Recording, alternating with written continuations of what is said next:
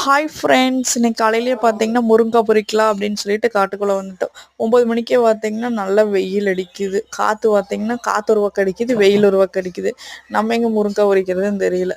சரி, எல்லாம் முருங்கைக்காயெல்லாம் பொரித்து முடிச்சாச்சு. அதுக்கப்புறம் மூட்டை ஓடலாம் அப்படின்னு சொல்லிட்டு வண்டி தலைமை நிறுத்திட்டு சாக்கு கட்டிட்டு மூட்டை ஓட்டிருக்கிறோம். பார்த்தீங்கன்னா வெள்ளை சாக்குலேயே நம்ம நேரடியாக போட்டுருவோம். 51 கிலோ, 1 கிலோ பார்த்தீங்கன்னா சாக்கு கழிச்சிருவாங்க. 50 கிலோ பார்த்தீங்கன்னா நம்ம எடை. இதில் கோணக்காய், அப்புறம் சைடில் உரசின காய், அந்த மாதிரி காயெல்லாம் பார்த்திங்கன்னா கழிச்சு தான் போடணும். இல்லைன்னா அவங்க அதையும் கழிச்சிருவாங்க. அதனால் இங்கேயே நம்ம கழிச்சு நல்லபடியாக போட்டோம்னா பிரச்சனை இல்லை. வெயில் பார்த்திங்கன்னா பங்குனி வெயில் சுட்டு இருக்குதுங்கிற மாதிரி ஆவணி மாதமே பார்த்திங்கன்னா நல்லா வெயில் அடிக்குது. அதுக்கப்புறம் வீட்டுக்கு கொண்டு வந்து ஒவ்வொரு மூட்டையாக எடை போட்டு தைச்சி வச்சுருவோம்.